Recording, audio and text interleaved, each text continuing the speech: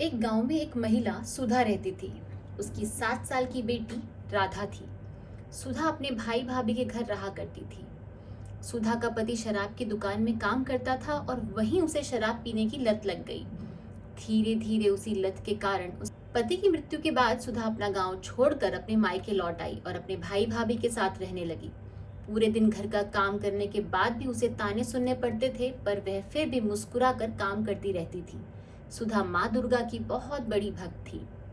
एक दिन सुधा ने सारा काम निपटाया और भाभी से कहा, सब काम हो गया है, सब्जी भी बन गई है, अब मैं माँ दुर्गा की पूजा के लिए मंदिर जा रही हूँ, आकर रोटियां बना दूंगी।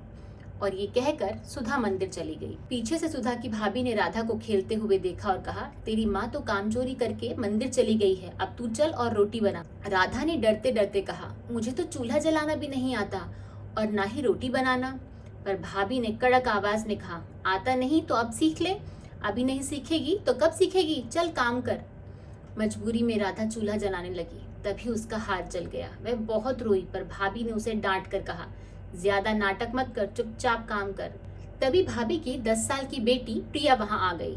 अचानक चूल्हे की एक अंगारी उसके हाथ पर गिर गई और वह भी जोर से चिल्लाई, माँ। भाभी ने तुरंत राधा पर इल्जाम लगाते हुए कहा, मुझे पता है तूने जानबूझकर मेरी बेटी को जलाया है, और उसने डंडे से राधा को बहुत पीटा। इतने में सुधा भी मंदिर से लौट आई और उसका भाई भी आ गया।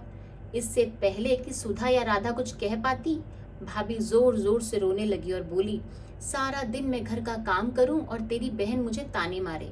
आज तो राधा ने हमारी बेटी प्रिया का हाथ भी जला दिया। अब मैं कुछ नहीं जानती, या तो तुम्हारी बहन सुधा इस घर में रहेगी या मैं। भाई सोच में पड़ गया कि करूं तो करूं क्या, और आखिरकार उसने अपनी पत्नी और बेटी को ही चुना। भाई ने भाभी की बात मान ली और सुधा से कहा, बहन तू हमारी मासी के यहाँ चली जा। सुधा बोली, पर मुझे तो वहां का रास्ता भी नहीं पता भैया।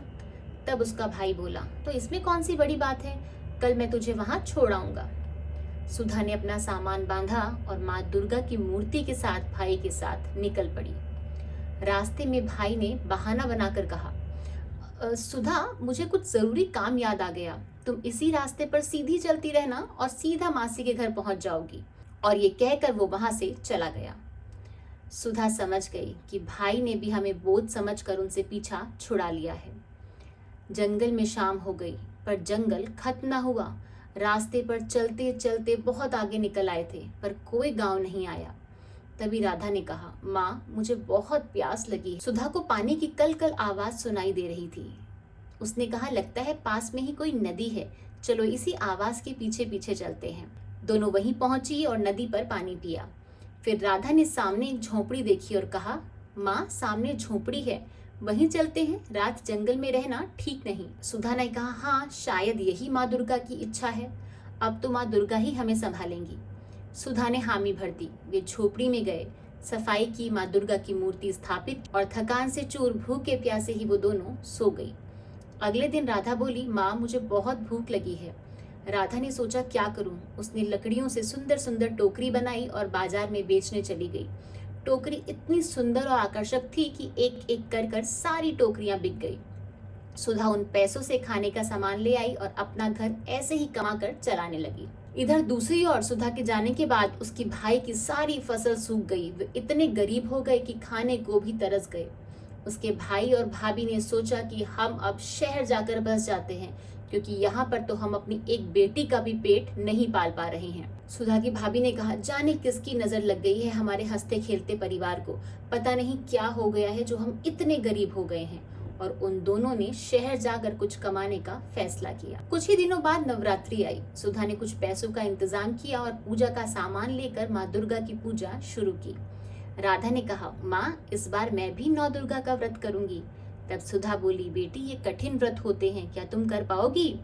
राधा ने कहा, हाँ माँ मैं बिल्कुल कर पाऊंगी। और दोनों ने पूरे विश्वास और निष्ठा से व्रत किए। नौमी के दिन राधा बोली, वाह माँ आज तो रसोई से बड़ी अच्छी खुशबू आ रही है, हलवे पूरी जैसी। तब सुधा ने कहा, हाँ बेटी, आज नवमी है, 9 कन्याओं का पूजन होगा और हलवा पूरी चने का प्रसाद बनाकर कन्याओं को भोग लगाया जाएगा। उसके बाद ही व्रत खुलता है, फिर तुम भी मन भर कर खा सकती हो। इतना कहकर सुधा कन्याओं को ढूंढने घर से निकली। जैसे ही बाहर निकली उसने देखा कि 9 कन्याएं बाहर ही खड़ी हैं। वो कन्याएं बोली, हमें बहुत भूख लगी है, हम एक गांव से पूजन के लिए दूसरे गांव जा रहे थे, पर रास्ते में भूख लग गई। आपके यहाँ से बहुत अच्छी खाने की सुगंध आ रही थी, इसीलिए यहाँ आ गए। क्या हमें भोजन मिल सकता है? सुधा बहुत प्रसन्न हो गई। उसने उन्हें अंदर ले जाकर आदर से बिठाया, उनका सत्कार किया और प्रेम से भोजन परोसा। भोजन के बाद वे सभी 9 कन्याएं देवी के रूप में प्रकट हो गई और सुधा को आशीर्वाद दिया। तुरंत ही सुधा की झोपड़ी एक भव्य महल में बदल गई। तो सच में माँ दुर्गा ने अपनी इस पुत्री को संभाल लिया था। सच ही कहा गया है, प्रभु गिराए तो कौन संभाले और प्रभु संभाले तो कौन गिराए। आज की वीडियो अगर आपको अच्छी लगी है और आपको इससे कुछ भी शिक्षा मिली है तो हमारी इस वीडियो को लाइक, शेयर एंड कमेंट जरूर कीजिएगा। और ऐसे ही और वीडियोस के लिए हमारे channel mystery and mind with Chitra को सब्सक्राइब करना मत भूलिएगा। आज की वीडियो देखने के लिए आपका बहुत बहुत धन्यवाद। राधे राधे, जय श्री कृष्णा।